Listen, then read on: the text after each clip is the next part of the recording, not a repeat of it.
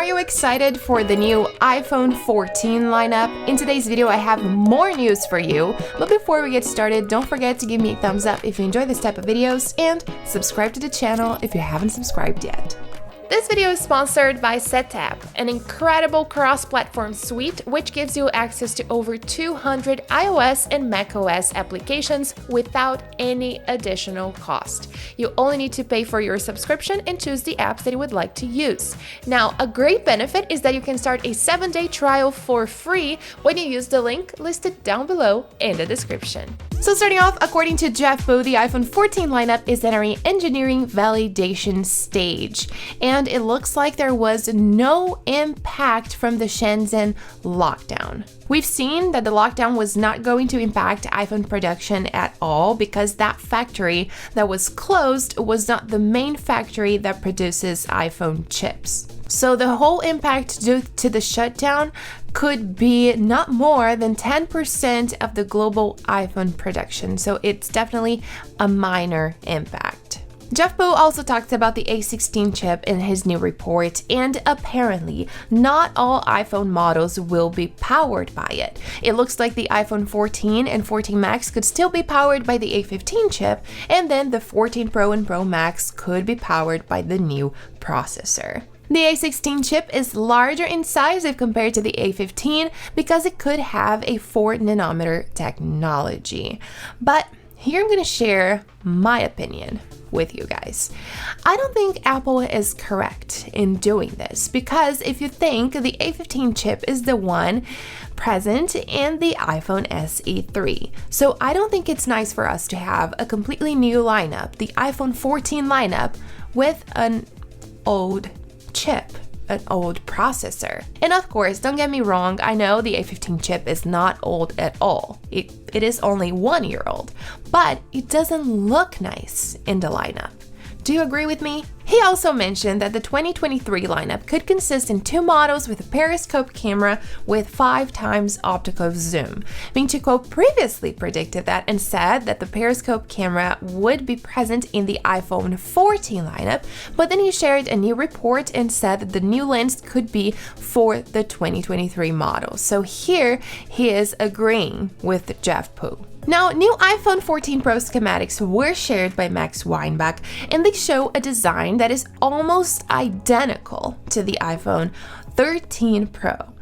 So here I have bad news for you guys. Apparently, this new iPhone is going to be thicker and it may have a more prominent camera bump. So bigger camera module. The good news is that yes, the notch will be removed and we will have the pill-shaped cutout, but the iPhone 14 Pro Max, for example, could get a little bit smaller. The height can decrease by 0.1 millimeters, but as I said, it will get slightly thicker. So my question is it going to be heavier as well? Because I'm sure you all already know that the iPhone 13 Pro Max is very heavy. And talking about the iPhone 14 Pro, it seems like it will also have a bigger camera module, but it seems smaller than the Pro Max, which could indicate a camera differentiation between the Pro and Pro Max models, which is the same thing that Apple did with the iPhone 12 lineup. In my opinion, this is not nice because I think if you're buying a Pro phone, you should not be considering the camera difference between the Pro and Pro Max versions. If you want a smaller phone, you should be able to get everything that Apple has to offer in a smaller device. And I don't think you're obligated to buy the Pro Max if you want the better camera, the best camera, right? And still talking about the cameras, Ming-Chi Kuo reported that the increase in size is due to the new 48 megapixel camera system. He mentioned that the camera sensor will increase both diagonally and in height, and we now have new information that says that the new sensor will be 21% wider and 57% larger. This is a lot. The new report comes from the account Fishing8 on Weibo, and it says that the increase in sensor size requires a larger lens to capture more light, which leads to a noticeably larger rear camera array.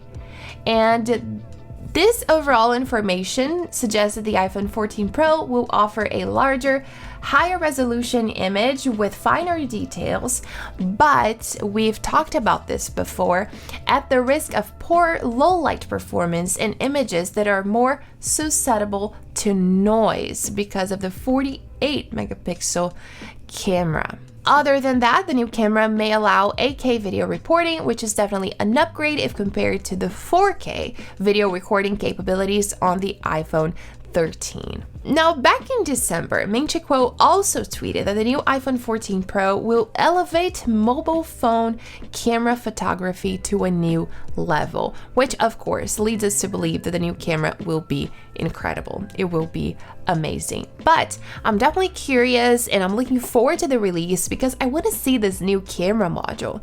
Do we really want a huge camera bump on our iPhones? It was already a big change from the iPhone 12 to the iPhone 13 lineup, so I'm not sure.